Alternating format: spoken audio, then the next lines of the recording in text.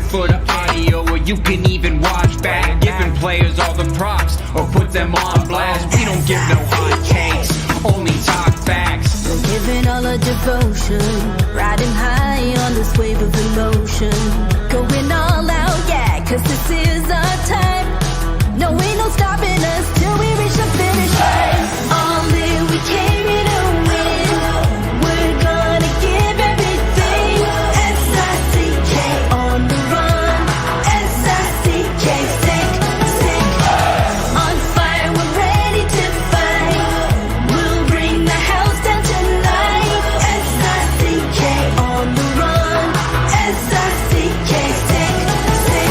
Playing on the car ride, play it when you lounge. X and O, you know that we can hold it down. Shout out to my man Sammy, got it off the ground. And to all the listeners tuned in right now, got debates, analysis, and speculation. This is sports talk for the new generation. You know where to find us, got a reputation. Sick podcast, your #1 sports destination. Giving all our devotion, riding high on this wave of emotion. Going all out, yeah, cause this is our time. No, ain't no stopping us till we reach the finish line. All in, we came here to win. We're gonna give everything. S-I-C-K on the run. S-I-C-K, sick, sick. On fire, we're ready to fight. We'll bring the house down tonight. S-I-C-K on the run. S-I-C-K, sick, sick. S-I-C-K is the sickest podcast. Tune in for the audio, or you can even watch back. Giving players all the props, or put them on blast. We don't give no hot takes, only talk back. S-I-C-K, S-I-C-K, S-I-C-K, S-I-C-K, S-I-C-K, S-I-C-K, S-I-C-K.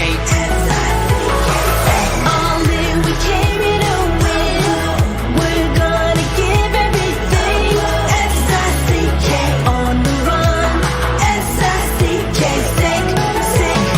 S-I-C-K is the sickest podcast. Tune in for the audio, or you can even watch back. Giving players all the props, or put them on blast. We don't give no hot takes, only talk facts. We're giving all our devotion, riding high on this wave of emotion. Going all out, yeah, cause this is our time. No, ain't no stopping us till we reach the finish line. All in, we came here to win. We're gonna give everything. S-I-C-K on the run. S-I-C-K, sick, sick. On fire, we're ready to fight. We'll bring the house down tonight. S-I-C-K on the run.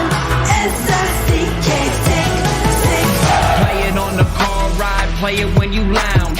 X and O, you know that we can hold it down. Shout out to my man Sammy, got it off the ground. And to all the listeners tuned in right now, got debates, analysis, and speculation. This is sports talk for the new generation. You know where to find us, got a reputation. Sick podcast, your #1 sports destination. Giving all our devotion, riding high on this wave of emotion. Going all out, yeah, cause this is our time. No, ain't no stopping us till we reach the finish line. All in, we came here to win. We're gonna give everything. S-I-C-K on the run. S-I-C-K, sick, sick. On fire, we're ready to fight. We'll bring the house down tonight. S-I-C-K on the run. S-I-C-K, sick, sick.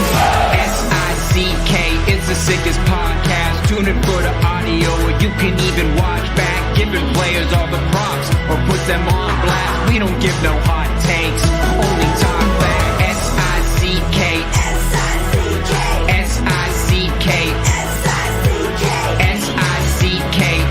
S-I-C-K. Turn up your volume. Because you're about to listen to The Sick Podcast. With Tony Marinaro. 55 seconds left in the penalty, a minute and 27 seconds left in regulation time. Boston 4, Montreal 3. Lafleur coming out rather gingerly on the right side. He gives it into Lemaire, back to Lafleur. Oh! The sickest Montreal Canadiens podcast. You're in the ball! Sports entertainment like no other. Rejoint, on lui fait perdre la rondelle, une passe devant. Et c'est le dégagement et ce sera la victoire des Canadiens. Coupe Stanley pour les Canadiens. Le 23e de l'histoire. You found the dogs! John, you found the dogs!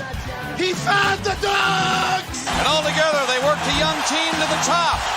And now, a 24th Stanley Cup banner will hang from the rafters of the famous Forum in Montreal. The Canadiens win the Stanley Cup. Brought to you by Energy Transportation Group. Driven to be different. La Vida TB. Embrace your true nature. And Locage. If the last time you went to Locage was when the Habs won the Cup, it's time you went back to Locage.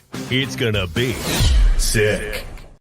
Marinaro, and how's everyone doing tonight? It is Tuesday, February 28th. It is a couple of minutes past 10 o'clock, and the Montreal Canadiens are playing in San Jose tonight, and the puck is going to drop in about 35 minutes' time. So what we're going to do is that we're going to bring you up until pretty much 10:30, or maybe even up until the final second, the puck drop, and at that point, we're going to break away for tonight, and then we'll say goodnight so you can watch the game in peace and quiet and watch it at home, and you don't have to hear me talking while the game is going on. How is everyone doing tonight? We are live on YouTube, we're live on Facebook, and we are live on Twitter. The Sick Podcast brought to you in part by Bittt at Tibi. Brewed in Quebec and a winner of a dozen international awards, Bittt TB offers quality microbrewery beers made with premium ingredients for everyone's taste. Bittt TB, embrace your true nature. And also brought to you in part by Energy Transportation Group, a leading full-service logistics provider serving all of North America, driven to be different. And brought to you in part by Lacage. If the last time you went to Lacage was when the Habs won the Cup, it's time you go back to Lacage. The menu will surprise you. I have to get back to Lacage soon. I'm going to go with one of my best friends in the whole wide world, Joey Mangebave DiCaprio. Yes, that is right. Okay. Hello to Joey, if you're watching. And hello to the Cavallaro family who have taken their whole thing on the road. Why? Because they are on their way to Indianapolis, where they're going to be taking in the NFL Combine. The Sick Podcast is starting to make noise, and it'll be making noise even in Indianapolis. And once again, yesterday we announced that a new Sick Podcast is born out of Vegas, where the talk is going to be the Raiders. One next week or one by the end of the week out of New York, where the talk is going to be Jets, Jets, Jets, and another one next week in Memphis, where the talk is going to be Grizzlies basketball. So that would be 9, 10, 11, 12. The 9th being CF Montreal talk, the 10th being Vegas, the 11th being New York, and the 12th Sick Podcast being Memphis. So Sick Podcast and Sick Media making noise slowly but surely, one day at a time. Speaking of days, you know how many days left for NHL trade deadline? Well, right now it's Tuesday night, and the deadline goes Friday at 3 p.m. So count them. There's not too many days left. And today, there was a window of opportunity for the Canadiens that closed, because we've been hearing that the Edmonton Oilers were interested in Joel Edmondson. The Oilers looking to add a defenseman, and unfortunately, much to the Canadiens' chagrin, they added Mattias Ekholm of the Nashville Predators. By the way, some amazing deals are taking place for some teams. There's a lot of teams that think that they have a legitimate shot to win the Stanley Cup, so they're giving up more than they normally would give up. Listen to what the Edmonton Oilers had to give up to get the defenseman that they wanted, Mattias Ekholm. Ekholm is 32 years old. He has, after this year, he's got 3 years left on a deal that pays him $6.25 million. Well, the Edmonton Oilers had to give up Tyson Barrie, who's a year younger, who's going to have just 1 year left on his deal at $4.5 million. And the Edmonton Oilers had to give up forward Reed Schaefer. And they had to give up a first-round pick in 2023, a fourth-round pick in 2024, and they received, the Oilers did, a sixth-round pick in 2024. So they had to give up a forward prospect. They had to give up a first-round pick. They had to give up a fourth-round pick, and they gave up a defenseman, albeit inferior, for what Edmonton was looking for, a stay-at-home defenseman, Stanley Cup experience, a guy who could log big minutes, a guy who's not a liability. You know, Matthias Ekholm's a good defenseman. There's no doubt about it. The biggie, and this is the one we were waiting for. We're waiting for Patrick Kane to move. Unfortunately, there was no suspense because we knew that Patrick Kane was, if he was going to get traded, he was going to get traded to the New York Rangers. And there was every reason to believe that he was going to get traded for a couple of reasons. One was Patrick Kane's in the final year of his contract, paying him $10.5 million with the Chicago Blackhawks. So, I mean, if the Blackhawks might as well get something, then get nothing. Also, the Blackhawks, they want to make their team as weak as possible between now and the end of the season because, of course, everyone knows they want to finish last overall. They probably won't admit it publicly, but everyone knows that because they want to have the best chance at Connor Bedard. Kane was born and raised in Buffalo. He wanted to get as close to home as possible, and he wanted to go play with the New York Rangers, and he wanted to be reunited with Artemi Panarin, and he will be. And he'll form a line with Vincent Trocheck and Artemi Panarin. What a line that is, huh? And the Rangers have another line of Zibanejad, Kreider, and Tarasenko, with Schittle, Kako, and Lafreniere, the kids, on the third line, and Carpenter, Mott, and Jimmy Vesey on the fourth line. You would think that the New York Rangers probably need to add now a player to their bottom six, and you'd think they'd be in a pretty good situation because on the fence, they have Keandre Miller, they have Jacob Trouba, they have Braden Schneider, they have Adam Fox, and you know what? That organization is blessed. Blessed why? Patrick Kane wanted to go there. He removed his no movement clause and said, the only team I want to go to is the Rangers. So the Rangers were in a great situation. They only had to give up a second-round pick and a fourth-round pick, and Chicago had to take it. They lowballed them, but they had to take it. It was either that or nothing. And look, Panarin wanted to go to New York. Fox wanted to go to New York. And now Patrick Kane wanted to go to New York. I mean, that organization, it's blessed. It's easy to do a rebuild when you have three-star players that want to go there. The Toronto Maple Leafs. The Toronto Maple Leafs are another team that is going for, they're going all in this year. They're going for the Stanley Cup. Just a couple of days after picking up Ryan O'Reilly, the Leafs go out and they pick up Luke Shen, a player who won a couple of Stanley Cups with the Tampa Bay Lightning. He's going to go up against his former team, you'd think, here in the playoffs. And so there's some familiarity there. There's a player who's going to have some motivation, a player who's going to have some incentive. And so they pick him up, and they also pick up Erik Gustafsson as well. And the Boston Bruins first-round pick in the 2023 draft from the Capitals for defenseman Rasmus Sandin, and acquired a third-round pick in the 2024 draft they did from the New York Islanders for forward Pierre Engvall. So the Leafs are making some noise. The Rangers have made some noise. The Edmonton Oilers made some noise. And the Carolina Hurricanes, they picked up Jesse Puljujarvi. And the Oilers received a prospect forward in the deal. And I talked about Jesse Puljujarvi, and I know a lot of people aren't a fan of Jesse Puljujarvi, but I thought that he would be, if he was offered to the Canadians, I thought that he would be worth the gamble. All right. I really thought that he would be worth the gamble. By the way, going to Edmonton is forward prospect Patrick Puistola. All right. So I thought he was worth the gamble. Why? Because Puljujarvi, 1-year deal. All right. That's going to be up at the end of the year. He'll become a restricted free agent. He's only 24 years old. We know he has size. We know he's been an underachiever. He's 6'4", the guy. We know he's an underachiever. There's no doubt about it. And you can make the argument that if you're not going to score with Connor McDavid, you're not going to score, period. But, I think the Canadians are in a good position for reclamation projects. I would have went for him. Now, you know what's funny is that if the Canadians would have went for Jesse Puljujarvi, a lot of people would have said, guy's no good, guy's soft, guy's a flop, guy's an underachiever. Only the Canadians would pick up a player like this. But a legitimate Stanley Cup contender, the Carolina Hurricanes, pick him up. So a legitimate Stanley Cup contender believes that he's worth it.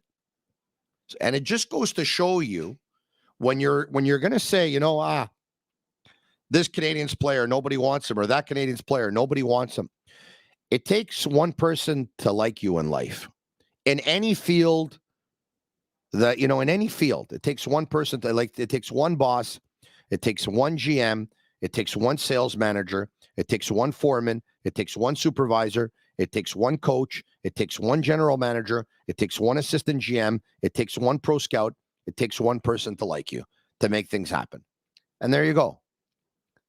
Luckily for me, both Agnello and Sammy like me. It's a pretty cool situation. We're going to get to a lot of your comments. We're going to get to, and I'm going to, we'll throw them out there. I'm taking a look right now on YouTube Live, on the chat.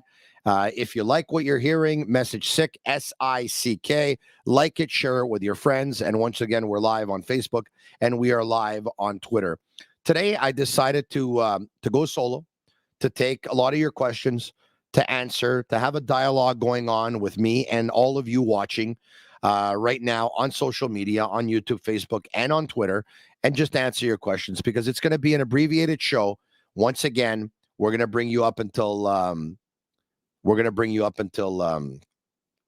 or 10:35. Says Cuckoo Voodoo, fourth liner, please. You're pulling a Bergevin Dollarama move. Stop it. Perfect. Okay, so Cuckoo Voodoo, who do the Canadians have to trade or that you want to trade that can bring a first liner in return? By the way, you can say that Puljujarvi is a fourth liner today. You can say that. You can say he's a third liner, fourth liner.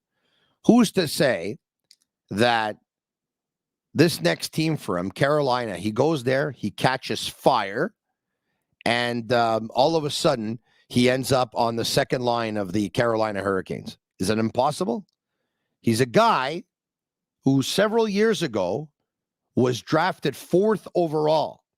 There's a lot of people that saw something in him. They saw something in him. Now, Carolina stacked. He's not going to make the top 2 lines. He won't. And he will be on their 4th line. But he could have gone to another team, and he could have possibly ended up being on the second line. But he's going to a team that's stacked. And Jesse Puljujarvi on a line with Stefan Nissen and Paul Stastny on a 4th line, that's not bad. What a team, huh? Sebastian Aho, Seth Jarvis, Andrei Svechnikov, Kotkaniemi, Neshkash, and Teuvo Teravainen, and Jordan Stahl, Jesper Fast, and Jordan Martinook. And by the way, Kotkaniemi, look at him. He was mocked here big time. He's on the second line for the Carolina Hurricanes. Not too shabby. Not bad. All right, let's get to Agnello and Sammy Master Control. If you can bring up some questions, and I'll take some questions between now and 10:35. Mark Maringer, JC and yourself have the same illness, I think, in wanting to trade Josh Anderson with 4 years left. I mean, who gets traded with 4 years on a contract? 1 year or 2 years? Okay. But 4 years? Is this a joke? Okay, let's keep Mark. No, let's keep Mark up there if we can. Okay. So, Mark, thanks for your question. Thanks for watching. Thanks for listening. You're referring to myself and Jean-Charles Lajoie and a conversation that we had earlier this evening on GC at TVA Sports Television. So, because I think the Canadians should trade Josh Anderson, It doesn't mean I have an illness. It just means I have an opinion, number one. Number two, who's to say that trading him wouldn't be a good move? Number three, I take what you have to say, and your point is well taken. Players with 4 years left on a contract are usually more difficult to trade than players that have 3 years left on a contract or 2 years left on a contract. But let me ask you this, Mark. Why, when the Canadians traded PK Subban, he didn't have 6 years left on his contract? Why, when the Canadians received Shea Weber, he didn't have 1,000 years left on his contract? This is impossible. It's impossible to trade players that have 4 years left on their contract at $5.25 million cap. Pardon me, $5.5 million cap. It's impossible. It's not impossible. It's maybe a little bit less likely. But if I was another team and the Canadians wanted to trade Josh Anderson, if I find that I need that profile of player in my top six, I need a winger who can play either wing. I need a guy who's big. I need a guy who's strong. I need a guy who can defend himself and defend his teammates. I need a guy who can be a net front presence. I need a guy who can be the first one in on the forecheck. I need a guy that when he takes the puck and he drives the net down the wing, puts his shoulder down, he can crash the net. I need a guy who has shown that he can score goals in this league. And Josh Anderson scored 27 4 years ago. And I want a guy that's in the prime of his career, and I can have him at age 28, 29, 30, 31. I need a guy who's been to the Stanley Cup final before, and Josh Anderson was there a couple of years ago. I take a look at what the Tampa Bay Lightning got for Tyler Jeannot. For Tyler Jeannot, and I'm going to bring up his hockey DB here in a second, okay? So why don't I do that? I don't have the hockey DB in front of me. I'll bring it up. It's Hockey Database, by the way. Tanner Jeannot, pardon me. It's a great site, by the way. Hockey DB, it's Hockey Database. You'll find everything you're looking for, okay? Last season, Tanner Jeannot scored 24 goals for the Nashville Predators. It was the best season of his career. All right? Best season of his career. As a matter of fact, he only played like a year before that with Nashville. So here's a guy who was never drafted. Never drafted. Here's a guy who broke into the National Hockey League at age 23. Here's a guy who only played his first full season in the National Hockey League a couple of years ago, 2021-2022 season. And this year had 5 goals for the Nashville Predators. 5 goals. He was traded for defenseman Cal Foote and 5 draft picks.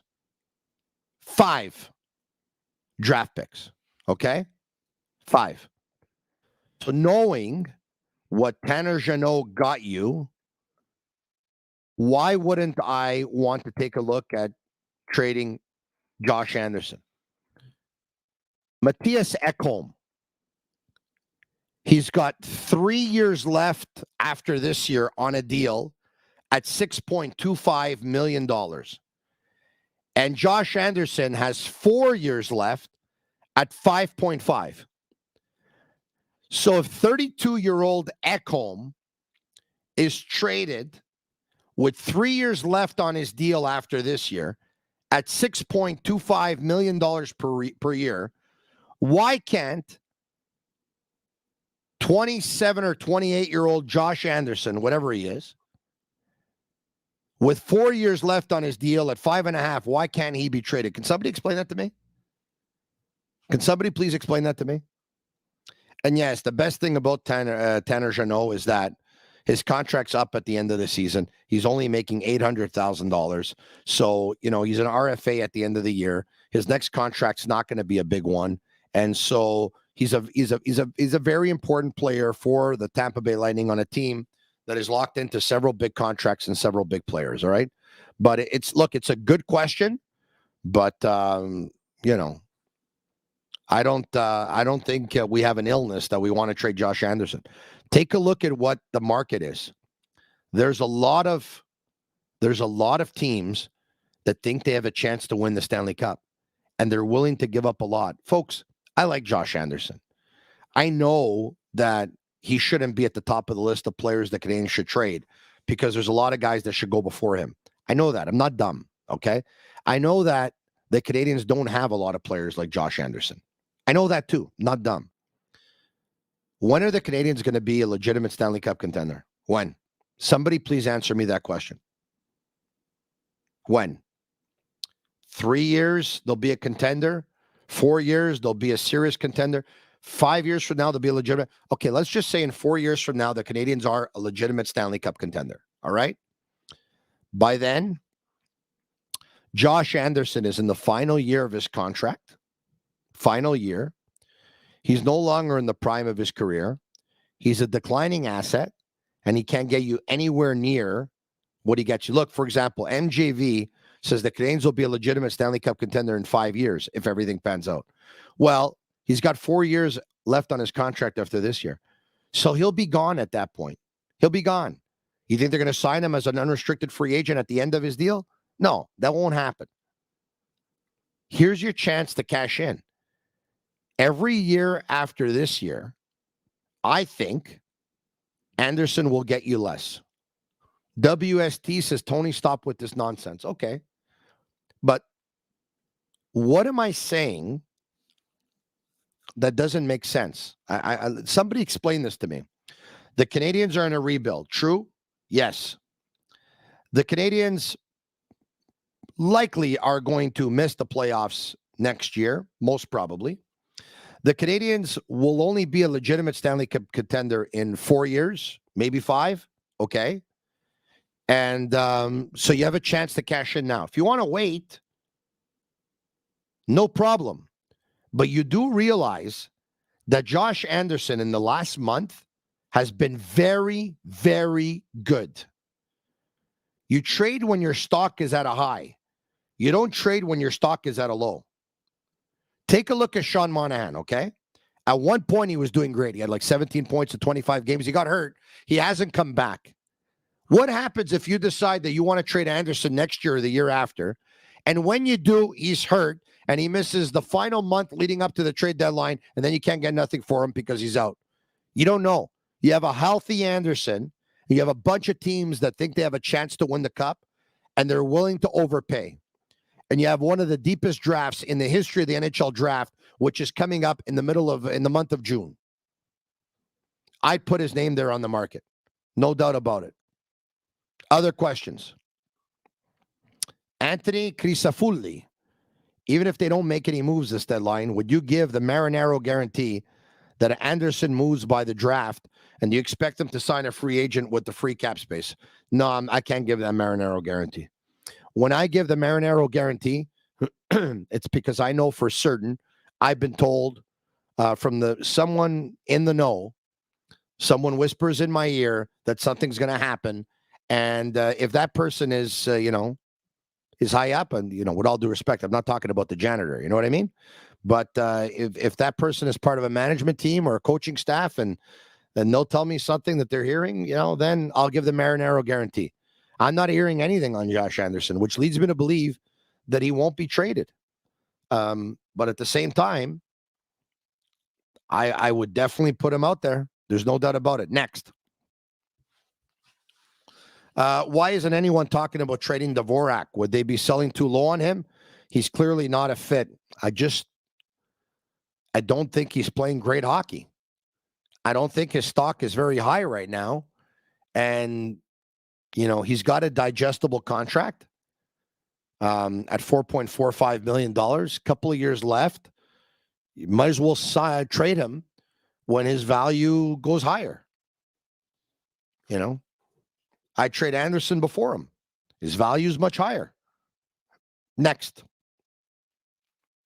It's nice, this sick top. It looks nice. Justin, all these trades happening prior to Friday bodes well for Montreal. All the teams that striked out on the big names may circle back with Hughes for plan B, C, and D. Yeah, the challenge is that with the exception of Josh Anderson, most of the names that the Canadians are probably trying to dangle, they're probably plan C's and plan D's for teams. You're right about that. But you can look at it two ways. You can look at it that, look, if the Canadians want to trade some players on Friday, they will. The challenge is the teams that really wanted to pull the trigger have, and they've given up more than other teams that will circle back on Friday and that when they'll pull the trigger. At least I think so. That's the way I see it. A shout out to Playground, by the way. Over 600 machines, poker tournaments, Playground casino games, daily promotions, unmatched customer service. Why go anywhere else?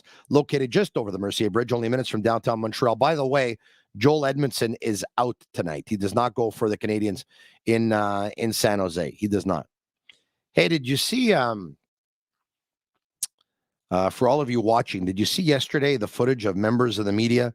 We were talking about it with Eric Engels. Eric goes up to Erik Karlsson, asks him about, his name being out there and possibly being traded.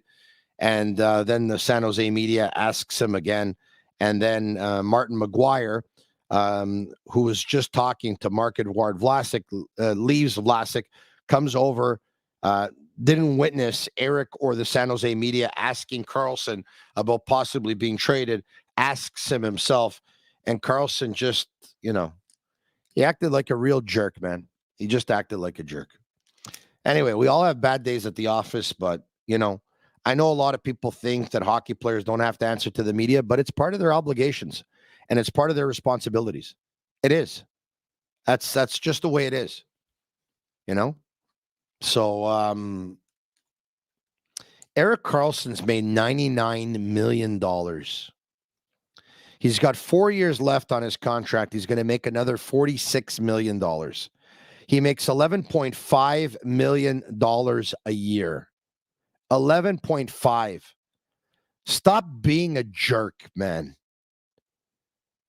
If I made $99 million in my career and I was set to make another 46, that's $145 million. $145 million. It's close to winning, the 649, $50 million 3 times. The last thing I would be a jerk. Come on, man. Be a nice guy. Bobby Design, Edmondson is finished, he says. Dude has chronic back injuries. Doubt Hughes will be offered anything more than a late pick for him. Drew and Hoffman, forget about it. No one wants them. That French guy, that's his handle, says Toronto's going for it. Corey Crawford says, yes, Tony, which I doubt is Corey Crawford, formerly of the Chicago Blackhawks and Stanley Cup champion. Biggest Habs fan in the smoke says 99 million. Yeah, I think he can answer a couple of questions. Anthony says Karlsson reminded himself about the Canadian media. 66 Spinning says, Tony, t'as fait 110%. Ça vaut des millions. Ça vaut pas des millions, but you know what? That was an amazing gig. I don't know if I got there for 110%, but I definitely got there for L'Attaque à 5, which was the show after 110%. 110% went off air. They pretty much rebranded it L'Attaque à 5. That was a great show because we're on for an hour. There was a panel of usually it was 5 people, including the moderator, which was Jean Paget. And we were paid well for the show. We were paid very well. It was very opinionated, a lot of debates. But there were nights where I think they were showing it like a second time, and we were getting paid like a premium, a little bit more. Those were pretty good times, considering this was in 2010. In 2010, all right, 13 years ago, that 1 hour show was, how much did I get paid for it? Let's put it in the chat. Let's see if anyone knows how much I got paid for a 1 hour show of L'attaque à 5 back in 2010. If somebody gets, hold on a second. This is what we're going to do. I'm going to write on a piece of paper. If somebody gets the exact amount right, Agnello, we're going to have to send them something. We're going to send you a gift, okay? So I'm going to write down the amount that I got paid for each show.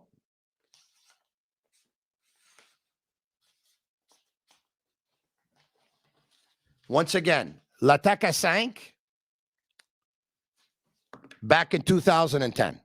If someone gets the right amount, we're going to send you something, okay? Hold on. Oh, now it's going too fast. I might have to ask Agnello to bring them up. Okay, hold on a second.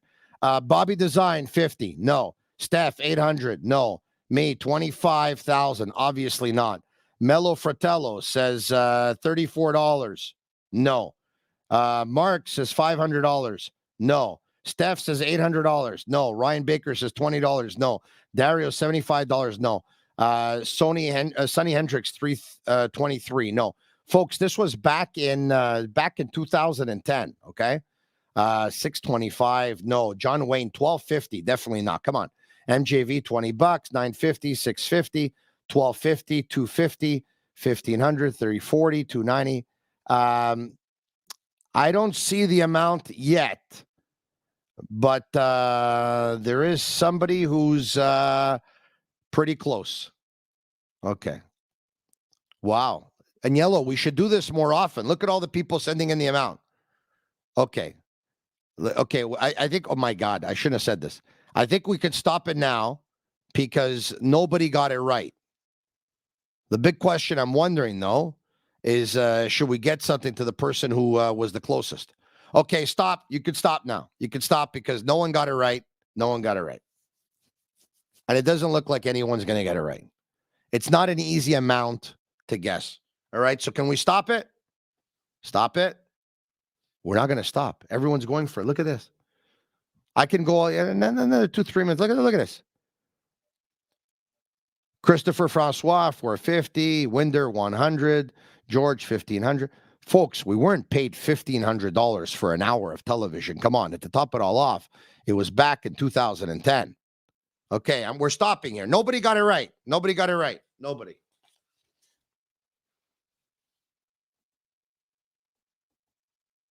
All right. See that? There you have it. Okay. 610. All right. 610. No one had it. No one had it. Yeah. Now everyone's writing 610. No. But Kelly did say 600, and John Muscatel said 600, and I think it was 66 Spinning who had said 600. So those were good times to do an hour of television back in 2010, and they were paying you $610. When they used to call me in the morning, hey, Tony, you want to work with Takasecto? Wait. I didn't even make the finish their sentence. Wait. Say, sir. There were some weeks where I was on twice a week. Those were the good old days. And then you leave there and you go do radio, and you got to work about 2 weeks to make $610. But anyway, I did have fun, though. I digress. All right. It looks like it's 10:34. The puck is about to drop any minute now. So thanks so much, everyone, for contributing. Unfortunately, nobody had got it right when we cut it off. But thanks so much, everyone, for participating in large numbers. That was fun. Going forward, this is something that I want to do, by the way. I want to ask a question, and for the first one who gets it right, we're going to send you a prize. Unfortunately, tonight, we didn't have a winner, but I'm sure we will have many going forward over the next little while. Once again, the Sick Podcast was brought to you in part by Energy Transportation Group, by La Bittt at Tibi as well, and by La Cage. It's the Canadians and the San Jose Sharks as the Canadians open up their West Coast trip in California. It's in San Jose tonight. And then they're going to be in for the last game in February, of course, because tomorrow's Wednesday, March 1st. And then Friday, they're going to visit Marc Bergevin's LA Kings, 10:30 p.m. start. Pardon me, that's Thursday. Friday, they're going to be in Anaheim visiting the Ducks, and that's a 10 o'clock start Eastern. And then on Sunday, they are going to be in Vegas versus the Golden Knights. That's a 6 p.m. Eastern Standard Time start. Rare Saturday night off. So if on Saturdays, you and the missus or your girlfriend, usually like to do things, but you can't because you want to stay home and watch the game. Well, Saturday, the Canadians don't play. So you guys can go out and you can do something. I'm going to watch Creed 3. I don't know if I'm going on Friday or I'm going on Saturday, but either Friday or Saturday, I'm going to watch Creed 3. I would imagine maybe on Saturday because Friday's going to be a little bit busy with NHL trade deadline. I can always go at night. But I do know this. We will be back tomorrow night, same time, same place at 10 p.m. It's the Sick Podcast. I'm Marinaro. Enjoy the Habs versus the Sharks. Connor Bedard. Habs, please lose. Talk to you tomorrow. Ciao. And that's a wrap. Hope you don't miss us too much until next time. Follow the Sick Podcast with Tony Marinaro on YouTube, Instagram, Facebook, Google Play, and Apple Podcasts. The Sick Podcast is brought to you by Energy Transportation Group, driven to be different. Bittt. Embrace your true nature. And La Cage. If the last time you went to La Cage was when the Habs won the Cup, it's time you went back to La Cage. The menu will surprise you.